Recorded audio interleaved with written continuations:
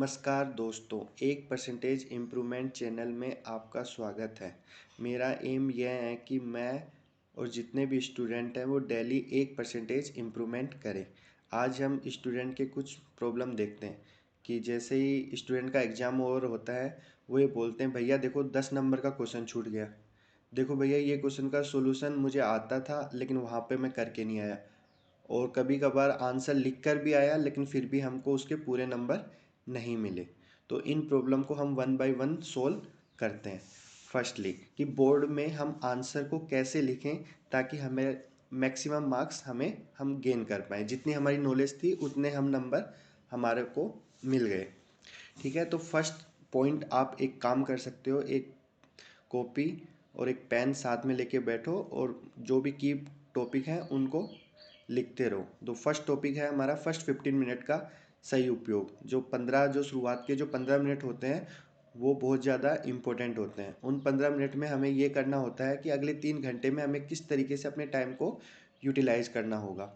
तो उस time period को हमें बहुत समझदारी से यूज करना है। हमें उन 15 मिनट में प्लान कर लेना है कि कौन सा क्वेश्चन हमें आता है, कौन सा क्वेश्चन हमें नहीं आता, और कौन सा क्वेश्चन हमें पहले अटैम्प्ट करना है, कौन सा क्वेश्चन उसको बाद में अटैम्प्ट करना है। तो एक क्लियर पिक्चर बन जानी चाहिए फर्स्ट 15 मिनट के अंदर। दूसरा टॉपिक देखते हैं हम, प्रायोरिटी सेट करना। जैसे आपने ये डिसाइड कर लिया कि आपको इतने क्वेश्चन आते हैं और आपको इतना क्वेश्चन नहीं आता, और आपको उससे बिल्कुल पैनिक नहीं होना है कि आपको मेरे को इतने क्वेश्चन आते हैं या इतने क्वेश्चन नहीं आते। तो जितने भी क्वेश्चन आपको आते हैं उनकी एक प्रायोरिटी सेट कर लीजिए कि इनमें से सबसे पहले मुझे किस क्वेश्चन में कॉन्फिडेंस है कि मुझे सारे के सारे आंसर अच्छे से आते हैं और मेरे को उसमें मैक्सिमम मार्क्स मैं गेन कर सकता हूँ। तो उन क्वेश्चनों की लिस्ट बनाइए और उनको करने लग जाइए। तो पहला टॉपिक हमारा क्या था? शुरुआत के 15 मिनट का सही उपयोग। दूसरा क्या है हमारा? प्रायोरिटी सेट करना। तीसरा हमारा है लिमिटेड और रिलेवेंट आंसर। हर क्वेश्चन को ध्यान से पढ़िए और उसकी मार्किंग स्कीम को समझिए, उसकी मार्किंग स्कीम के अकॉर्डिंग अपने आंसर को लिखिए। जैसे कुछ आंसर की वर्ड लिमिट आपको पता होती है तो उसी में ही अपना आंसर देने की कोशिश कीजिए। ज़्यादा कहानी बनाने की कोई ज़रूरत नहीं है, क्योंकि ज़्यादा हम कहानी बनाएंगे तो खिचड़ी बन जाएगी, और खिचड़ी हर टीचर को पसंद नहीं आती। तो हमको क्या करना है, हमको बड़े समझदारी से पॉइंट टू पॉइंट आंसर देने हैं ताकि चेकर के दिमाग में ये इमेज बन जाए कि जो स्टूडेंट है वो इंटेलिजेंट स्टूडेंट है, और फिर आपको उसके हिसाब से अच्छे मार्क्स भी प्रोवाइड करता है। नंबर 4 क्या है, हमको क्वेश्चन को समझदारी से पढ़ना होगा कि क्वेश्चन जो भी हमारे को जो गिवन है उसको हमें ये देखना है कि क्वेश्चन की डिमांड क्या है। उस क्वेश्चन की डिमांड के अनुसार हमें उसका आंसर को लिखना है। ठीक है, कभी कभार कुछ प्रॉब्लम्स होती हैं कि भैया ये क्वेश्चन ऐसे होता, मैंने क्वेश्चन को ध्यान से नहीं पढ़ा। तो क्वेश्चन को बड़े ही ध्यान से पढ़िए और ऐसा क्वेश्चन को आंसर लिखना शुरू कर दीजिए। और ऐसा लगता है कि जैसे कुछ और टाइप के क्वेश्चन है, तो और टाइप के क्वेश्चन में आपको क्या करना है, और टाइप के क्वेश्चन में आपको ये करना है कि आपको ये देखना है कि दोनों ओर में से किसका मटेरियल मुझे ज़्यादा आता है, किसका कंटेंट मुझे ज़्यादा पता है। जिसका भी कंटेंट आपको ज़्यादा पता है वो क्वेश्चन आप करिए। अदरवाइज आप क्या करेंगे, आप कुछ पहला क्वेश्चन करेंगे वो पूरा अच्छे से हो नहीं पाएगा, आपका टाइम भी वेस्ट होगा और आपकी प्रेजेंटेशन भी खराब होगी। तो ऐसा मत कीजिए, पहले उसके दोनों को ही एनालिसिस कीजिए और एनालिसिस करने के बाद में देखिए किस में आपको कंटेंट ज़्यादा आता है और उसी को आप करने लग जाइए। अगला टॉपिक है सारे क्वेश्चन अटेम्प्ट करना। कि देखो आपको टीचर भी, पेरेंट्स भी सब बताते हैं कोई भी क्वेश्चन छोड़ के मत आना। ये बात एकदम सही है, लेकिन सबसे पहले आप वो क्वेश्चन अटेम्प्ट कर लीजिए जो आपको अच्छे से आते हैं। फिर जो आपको क्वेश्चन नहीं भी आते उनमें आप रिलेटेड आंसर लिख सकते हैं। क्योंकि अगर आपको क्या पता कि आपने अगर 1% भी रिलेट करता हुआ आंसर लिख दिया और जो चेकर है उसने उस चीज़ को पढ़ लिया, और वो आपको कुछ ना कुछ नंबर दे ही देगा। तो सारे क्वेश्चन को अटेम्प्ट कीजिए। फिर छठा है, 6 है हमारा, आंसर शीट को सजाए नहीं। क्योंकि हमें आंसर शीट को बिल्कुल भी नहीं सजाना, क्योंकि कुछ बच्चे ऐसे होते हैं वो डिजाइन बना देते हैं, रंग बिरंगा कर देते हैं, कुछ रेड ब्लू ब्लैक पेन को यूज करते हैं। तो आपको सिर्फ दो ही पेन का यूज करना है, क्या तो ब्लू या फिर ब्लैक। क्योंकि आपको एक्स्ट्रा सजाने से आपको एक्स्ट्रा मार्क्स नहीं मिलते और आपका टाइम भी ज़्यादा से ज़्यादा क्या होगा, वेस्ट होगा। तो आप बिल्कुल ध्यान रखिए कि आंसर शीट को ज़्यादा ना सजाएं। और डायग्राम आपको अगर बनाने हैं तो आप पेंसिल का यूज कीजिए, और जैसे आपको अगर डायग्राम गलत हो जाए तो उसको मिटा दीजिए। ठीक है।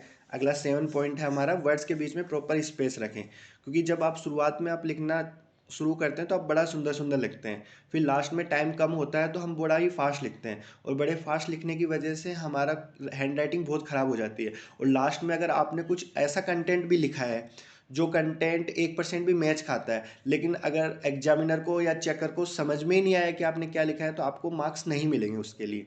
तो आपको क्या करना पड़ेगा कि जो लास्ट के टाइम पे जो लास्ट के आंसर होते हैं उनके बीच में आप वर्ड्स के बीच में प्रॉपर स्पेस रख दें, ताकि वो अगला जो चेकर है उसको समझ में आ जाए, और समझ में आ जाए तो आपको कुछ ना कुछ मार्क्स ज़रूर दे दे। तो आप ध्यान रखेंगे कि आप वर्ड्स के बीच में प्रॉपर स्पेस रखें लास्ट टाइम तक। ओके। अगला पॉइंट है हमारे को पैनिक ना करें, क्योंकि जब शुरुआत में आपको लगता है ना कि आपको इतने क्वेश्चन नहीं आते, तो फोकस वहीं जाता है, लेकिन आपको ये करना है कि आपको जितना क्वेश्चन आता है उसको अच्छे से रिप्रेजेंट करना है इस टाइम पे।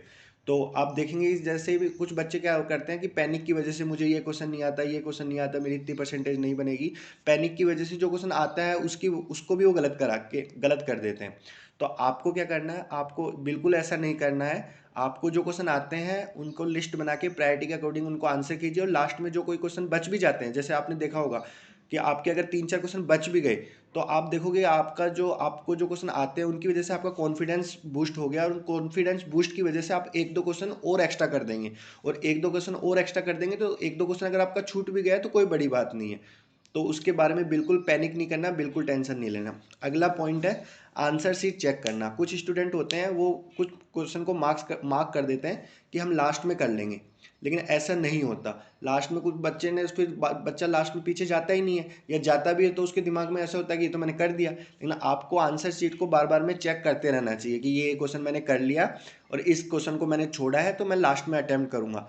क्योंकि होता है बच्चा शुरुआत में नहीं करता और लास्ट में वो चेक भी नहीं करता, और उसको इतनी जल्दी रहती है कि पेपर दे के बाहर जाने की, कि वो जल्दी से जल्दी पेपर कंप्लीट करे और मैं फ्री हो जाऊं, क्योंकि ब्रेन हमारा ज़्यादा प्रेशर में ज़्यादा काम नहीं करता। तो इसलिए आपको क्या करना है, आंसर शीट को अच्छे से चेक करना है, कोई क्वेश्चन छूट गया है तो उसको पूरा करना है, और आपको बड़े ही आराम से ध्यान से चीज़ों को पेशेंस के हिसाब से काम करना है। तो आज के लिए मेरी तरफ से इतना ही। इसके लिए धन्यवाद। और मैं ये कहना चाहूँगा कि आपको बस ये 3 चीज़ें बार बार में अपने एग्ज़ाम के टाइम पे बोलती रहनी चाहिए कि I believe my self, I more than enough, I can do it. और मैं आशा करता हूँ कि आपका एग्ज़ाम बहुत ही अच्छा होगा, और बोर्ड से रिलेटेड कंटेंट मैं और भी प्रोवाइड करता रहूँगा, या कोई भी एग्ज़ाम से रिलेटेड जो भी कंटेंट मुझे अच्छा लगेगा तो मैं प्रोवाइड करता रहूँगा। और मेरी एआई की 2 वीडियो हैं, उसको भी आप चेक कर सकते हो, काफ़ी फ़नी लगती है मुझे तो आप भी उसको एंजॉय कर सकते हो। Thank you. और पूरा फोकस के साथ पढ़िए। आपने पूरे साल भर जितनी मेहनत की है, ये आपको बस उसको अच्छे से प्रेजेंट करके आइए, और जो होता है वो अच्छा ही होगा। Thank you. और कोई पैनिक मत कीजिए। ठीक है। धन्यवाद।